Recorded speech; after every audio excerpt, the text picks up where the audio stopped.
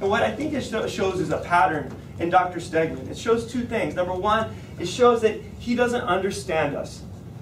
He doesn't understand who Cesar Chavez was to us, to any of us. And he certainly doesn't understand how we interact with each other in our spaces. And yet, he's making really enormous decisions about who we are, how we learn, how we love, and who we love.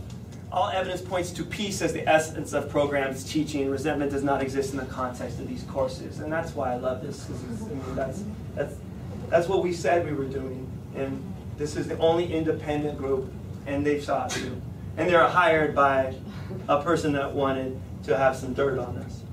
This was ignored, of course, because why spend money? Why be accountable to actual results and spend money and in this really bad economy and have that mean anything?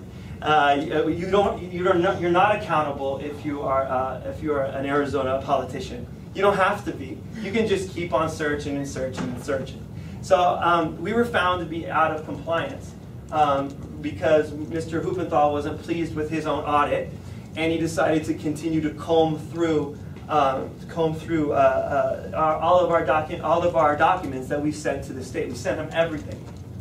And during that time, TUSD decided on a 4-1 vote to appeal the findings. All right, and the one vote was Dr. Stegeman that voted against the appeal. So it's important to remember. So this is, it's not just Phoenix. It's real important that we emphasize that. It's here in Tucson as well. And this is a testimony. This is from the Cowell Report. The Cowell Report was the administrative law judge who found us to be out of compliance. He agreed with Mr. Huppenthal's assessment. They disagreed with the independent audit and disregarded it. And they went with the other testimony. And TUSD defended, quote, end quote, us. And I can tell you, as a TUSD, as a teacher of this program, I did not feel defended very well by them. For instance, this example. This is like page 32 in the document, line 176, or item, John, help me out. What do you call this? Paragraph 176. District Board President Stegeman testified that he observed Mr. Acosta. He came to my class, and his students began chanting and clapping in unison at the beginning of the class. You just experienced that, so be careful of what I just did to you. All right? In his notes, District Board President Stegeman commented that along with their clapping and chanting, the students recited a long memorized speech that was something like a prayer. So you heard our prayer. And then District Board's President Stegeman noted that the students collectively chanted, "We must be willing to act in a revolutionary spirit." Okay? Now, paragraph 179, District President Stegeman described the Latino literature class as a cult. Pure political proselytizing and a political rally. I want you to remember these two paragraphs because, like I said, you participated in the cult behavior. You participated in the prayer. But what was interesting is that the content of what we said together was missing.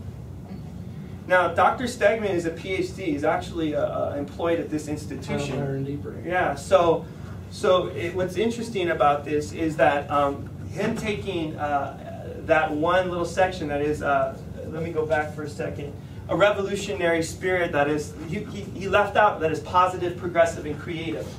That's the end of that sentence. And he also left out the sentence before, which says, we must listen to each other and our elders with humility and love to listen to hear the indigenous wisdom in our hearts.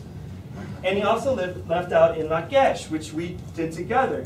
Now, all those things point to love. Now, if you're a scholarly person, you know that if you quote things in such a manner, that's unethical. And to be honest, that's shameful. So it makes it sound like we're this cult, yeah, instead of a cult of love, which is weird to say, or just to be honest with what he experienced. When he left the classroom, he told me he really enjoyed it, and 3 months later, he called it a cult. We're not done with Mr. Stegeman. Remember the political proselytizing? I was really good friends with the late Judy Burns. This was an email exchange between Judy and Dr. Stegeman that she forwarded to me before she passed away. This is one of his problems, literally one of his problems in his visit that he didn't tell me about ever. He said he spent, this is me, I'm the he, Curtis. He spent at least 10 minutes in class promoting student attendance at the Cesar Chavez March, which would occur the next day. It was not presented as a requirement, but there was considerable pressure. It did not seem related to any classwork, and it seemed very unlikely that attending a conservative Latino political event would be viewed as a substitute. So, I responded to Judy saying, tell him please do not come by in January because I'll be doing the same thing about Dr. King.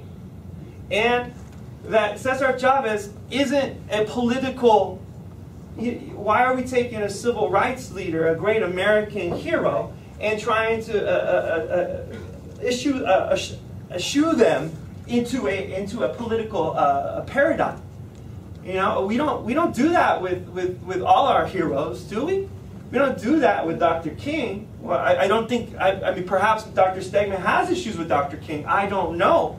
But he surely would have seen some consistency if he had come by. If he comes by in late March, he's going to hear about we should go out and walk for Cesar. If you come by in January, you're going to hear we should go out there and walk for King. And as he said, it wasn't a requirement. So what is his issue? It's funny, we're in the Cesar Chavez building right now. This is the university he teaches at. I wonder if he has real problems with this building and who it's named after. After all, did the university get a conservative Latino name to some of these buildings around here? Did they go through that due process? It's very interesting. And what I think it shows is a pattern in Dr. Stegeman. It shows two things. Number one, it shows that he doesn't understand us.